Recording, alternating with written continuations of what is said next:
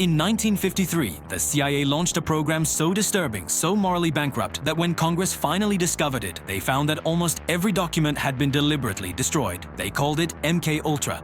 And decades later, a novelist would uncover the declassified files and realize something chilling. The story of 11 wasn't fiction. It was a warning. Before there was Hawkins, before there was the Upside Down, before a girl with a shaved head and a bloody nose became one of television's most iconic characters, there was Terry Ives, a college student, a protester, a mother who would lose everything to a government that saw her not as a person, but as a test subject. Gwenda Bond's novel Suspicious Minds doesn't just tell us 11's origin story, it tears open a wound in American history that the government spent decades trying to hide. And by the end of this video, you'll understand why the Duffer Brothers didn't invent the horrors of Hawkins Lab. They borrowed them from reality. But before we dive into the darkness, you need to understand something crucial about the woman at the center of this story. The year is 1969. America is tearing itself apart. Vietnam protests rage across college campuses. Young men are being drafted to die in jungles they can't find on a map. And in the midst of this chaos, a young woman named Terry Ives makes a decision that will destroy her life. She volunteers for a psychological study. The money is good. The researchers seem legitimate. And Terry, like so many young Americans in that turbulent era, believes she's contributing to science. What she doesn't know is that the facility she's walking into isn't just conducting research, it's a black site. A place where the rules of ethics, consent, and basic human decency have been suspended in the name of national security. In the novel, Terry arrives at Hawkins National Laboratory expecting routine psychological tests.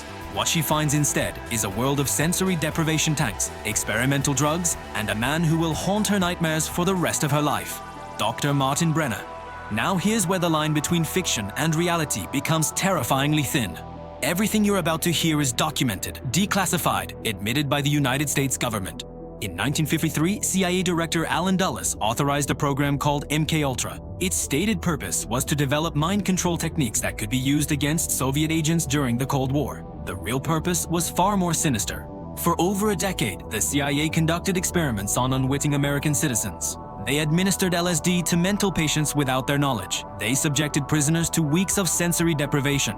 They used electroshock therapy to try to erase memories and rebuild personalities from scratch. The subjects included prisoners who were promised reduced sentences, mental health patients who couldn't consent, drug addicts who were given heroin in exchange for participation, and yes, college students who thought they were volunteering for harmless research.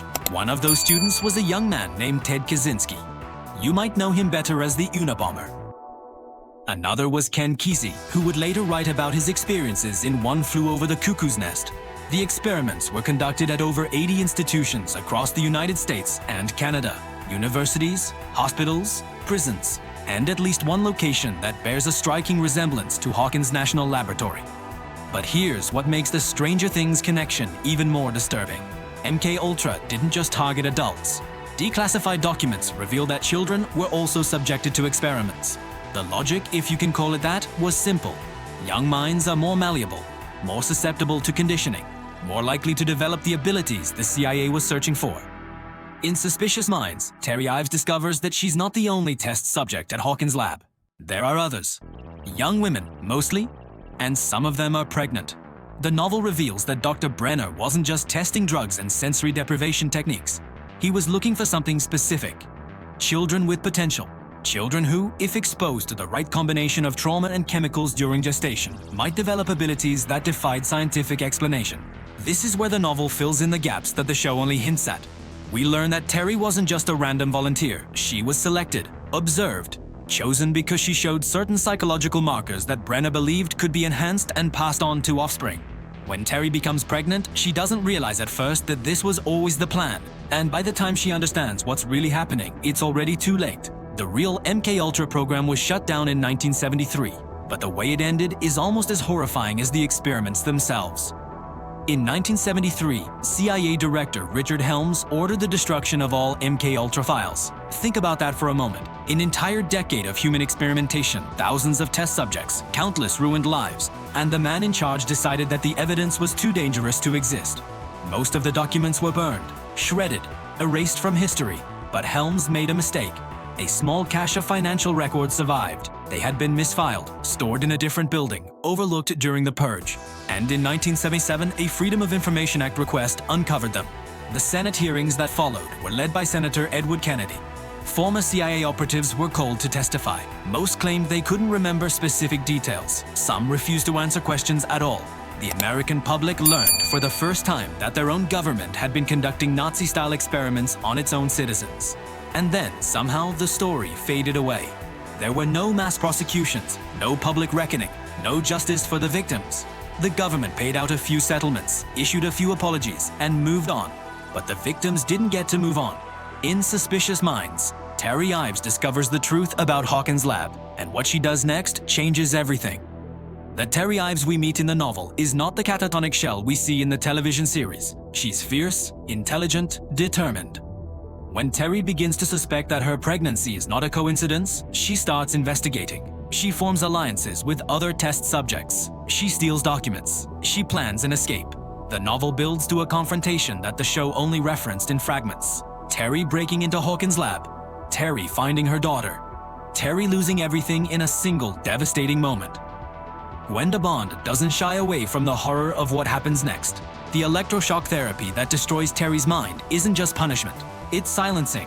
It's the same technique the CIA used during MKUltra to erase memories and ensure that test subjects could never reveal what had been done to them. Terry spends the rest of her life trapped in a loop, repeating the same words over and over. Breathe. Sunflower, rainbow. 3 to the right, 4 to the left, 450. These aren't random phrases. They're the fragments of her escape attempt. The last coherent memories her damaged mind can access. A message to a daughter she'll never be able to reach. But here's what the Duffer Brothers understood that makes Stranger Things more than just entertainment. Suspicious Minds is set in 1969 for a reason. The novel doesn't just tell a horror story. It's a portrait of an America in crisis. The Vietnam War is escalating. The civil rights movement is reaching a breaking point. Young people across the country are questioning whether their government can be trusted. And underneath all of that, in classified facilities hidden from public view, the government is proving that their worst fears are justified. Bond weaves real historical events throughout the narrative. The protests, the assassinations, the growing sense that the American dream was becoming a nightmare. Dr. Brenner, in the novel, isn't just a villain. He's a true believer. A man who genuinely thinks that his experiments will protect America from its enemies. That the individual suffering of a few test subjects is an acceptable price for national security. This is what makes him terrifying. He's not sadistic for the sake of cruelty. He's conducting what he believes is necessary work, and in that belief, he becomes capable of atrocities that a simple monster could never commit. The real architects of MKUltra thought the same way. Now you might be wondering, how much of this did the Duffer Brothers actually know when they created Stranger Things? Matt and Ross Duffer have been explicit about their influences. In interviews, they've discussed how the conspiracy theories and government cover-ups of the Cold War era shaped their vision for Hawkins Lab. They wanted Stranger Things to feel grounded in something real, even as it ventured into supernatural territory. When Netflix approached Gwenda Bond to write the prequel novel, she was given access to the Duffer's notes and backstory materials. The book isn't just licensed fan fiction, it's considered canon, an official part of the Stranger Things universe. And Bond took that responsibility seriously. She spent months researching MKUltra. She read the declassified documents. She studied the Senate testimony. She wanted Terry Ives' story to honor the real victims of government experimentation while also serving the fictional narrative. The result is a novel that functions on 2 levels. For Stranger Things fans, it answers questions about Eleven's origins that the show deliberately left mysterious. For history enthusiasts, it's a gateway into one of the darkest chapters of American Cold War policy. But there's one more connection that most viewers have missed entirely. In the Stranger Things universe, 11 isn't the only child with abilities. The show eventually reveals that Brenner conducted experiments on multiple children, numbered sequentially. 11 got her name because she was the 11th subject. This mirrors something deeply unsettling about the real MKUltra program.